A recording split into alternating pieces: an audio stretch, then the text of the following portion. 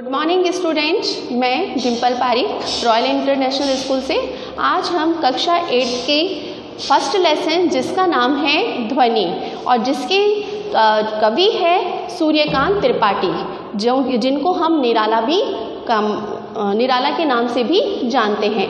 तो सबसे पहले हम उनके जीवन परिचय के बारे में जानते हैं, उनके जीवन के बारे में जानते हैं। निराला का जन्म सन 1896 ईस्वी में बंगाल के मेदिनीपुर जिले के अंदर हुआ था। लेकिन इनकी बाल्यावस्था में ही इनकी माँ की मृत्यु हो गई और युवा अवस्था तक आते आते जो इनके पिता थे इनका भी देहांत हो गया। उसके बाद में प्रथम विश्व युद्ध के बाद में जो महामारी फैली, उस महामारी के तहत इनके भाई, इनके चाचा, काफ़ी लोगों के जो इनके समीप थे उन सब की मृत्यु हो गई, जिसके कारण से कि सूर्यकांत त्रिपाठी को अंदर से उनकी मृत्यु ने झंझोर के रख दिया और वे बड़े ही अपने जीवन से उदासीन रहने लगे। उसके बाद में जो इनकी एकमात्र पुत्री जिसका नाम सरोज था, उस सरोज की भी मृत्यु हो गई, जिससे उनका जीवन बिल्कुल समाप्त सा होने लगा। उसके बाद में उन्होंने धीरे धीरे अपने जीवन को एक गति प्रदान करी और अपने जीवन में उत्साह वर्धन किया। और जो ये उनकी कविता है जिसका नाम की ध्वनि है, वो उनकी आंतरिक जीवन से संबंधित है, उनके जीवन से संबंधित है कि जब वो ऐसी कठिन परिस्थितियां जब उनके सामने उपस्थित हुई तो उस समय किस समय उन्होंने उस कठिन परिस्थितियों का सामना किया। जिसके अंदर जो प्रथम इसकी लाइन है वो है, अभी ना होगा मेरा अंत। तो यहाँ पर सबसे पहले हम इस कविता को पढ़ने से पहले हमें ये जान लेना आवश्यक है कि बसंत क्या है, क्योंकि इस कविता के अंदर इस कविता का से बहुत गहरा संबंध है। बसंत क्या होता है बेटा? बसंत का मतलब होता है, जिस समय बसंत एक ऋतु है, जब ये ऋतु आती है तो आसपास का जो वातावरण होता है वह क्या हो जाता है? खुशनुमा हो जाता है। जो कलियां होती है वह खिलने लगती हैं, फूल खिलने लगते हैं, चारों तरफ हरियालियां छाने लगती है और चारों तरफ का जो वातावरण होता है वह क्या हो जाता है? बड़ा ही खुशनुमा और उत्साहपूर्वक हो जाता है और हमारा मन भी क्या हो जाता है? प्रसन्न हो जाता है। तो उसी प्रकार से इस कविता के अंदर कवि ने बसंत का युवा वर्ग को संदेश दिया है। किस तरह से? देखिए, हम पढ़ते हैं। पहली लाइन है इसकी, अभी ना होगा मेरा अंत, अभी अभी ही तो आया है मेरे जीवन में मृदुल वसंत, अभी ना होगा मेरा अंत।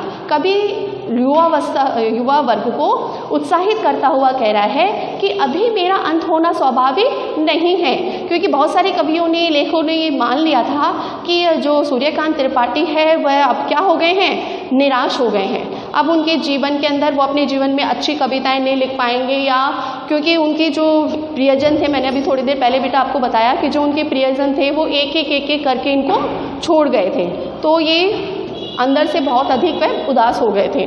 तो अन्य कवियों ने यही सोचा कि अब ये व्यक्ति जो निराशा से गुजर रहा है वह पता नहीं आगे आने वाले समय में आशावादी होगा या नहीं होगा। तो अपने आप को आशावादी करने के लिए और उन लोगों को बताने के लिए कि अभी मेरा अंत होना स्वाभाविक नहीं है, तो यहाँ पे वो बोल रहे हैं कि अभी मेरा अंत नहीं हुआ है, अभी अभी ही आया है मेरे जीवन में मृदुल वसंत की। अभी अभी तो मेरे जीवन का क्या हुआ है?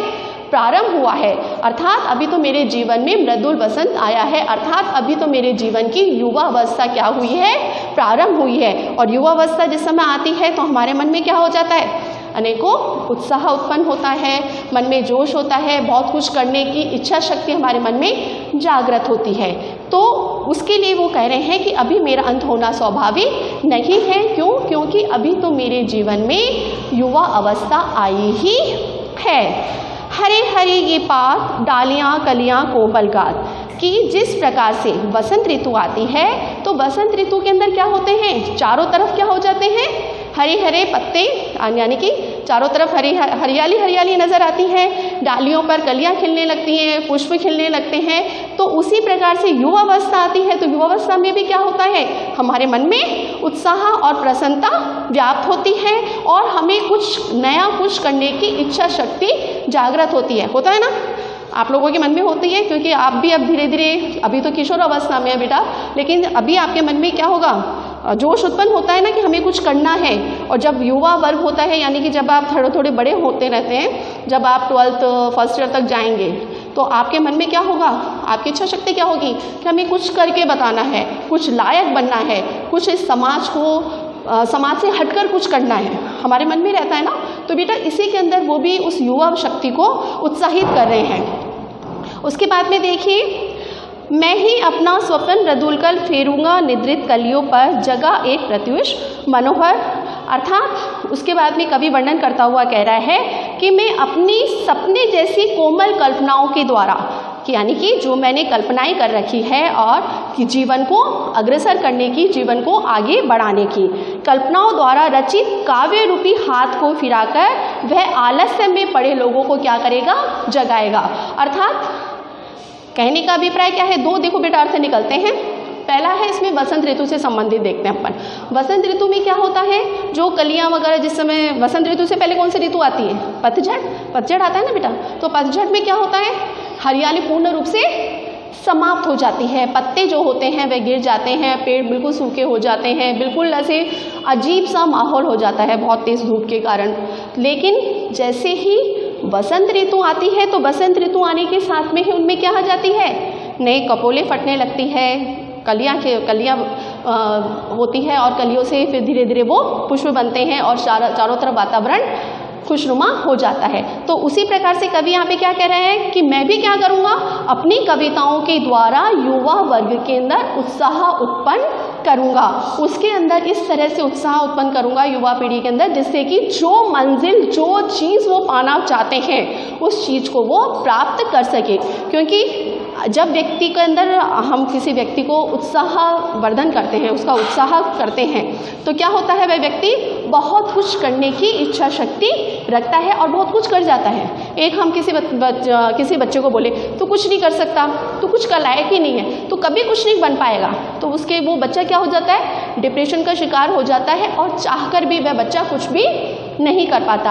और एक बच्चे को हम कहते हैं कि नहीं, तुम कर सकते हो और तुम अगर चाहो तो बहुत अच्छा कर सकते हो, अगर वो गलत भी कर रहा है तो उसको अगर हम उत्साहवर्धन करेंगे तो वो बच्चा क्या हो जाता है, आगे की तरफ बढ़ने के लिए तैयार रहता है। उसका तो कहने का अभिप्राय क्या है कि वे भी क्या बोल रहे हैं कि अपने आप को तो उत्साहित कर रहे हैं, साथ ही साथ में किसको उत्साहित कर रहे हैं, वो युवा वर्ग को, युवा पीढ़ी को कर रहे हैं कि मैं तो उत्साहित हो ही रहा हूँ, लेकिन साथ ही साथ मैं ऐसे लोगों को भी उत्साहित करूँगा कि जो कि पूर्ण रूप से अपने सपने तो उन्होंने देख रखे हैं युवा पीढ़ी ने, लेकिन उन सपनों को वह क्या नहीं कर पा रहे हैं, पूरा नहीं कर पा रहे हैं। तो उनके अंदर मैं जोश उत्पन्न करूँगा जिससे कि वह क्या करें, अपनी मंजिल को प्राप्त कर सके, जो वो चाहते हैं वह उनको आसानी से मिल सके। लास्ट में देखिए बेटा क्या बता रहे हैं, पुष्प पुष्प से त्रसासन लालसा खींच लूँगा मैं, अपने नव जीवन का अमृत सहर्ष सींच दूंगा मैं। अर्थात जिस प्रकार से बसंत आता है तो उस समय हर फूल को खिला देता है और प्रकृति में एक आनंदमय वातावरण उत्पन्न कर देता है और चारों तरफ हरियाली हरियाली आई जाती है।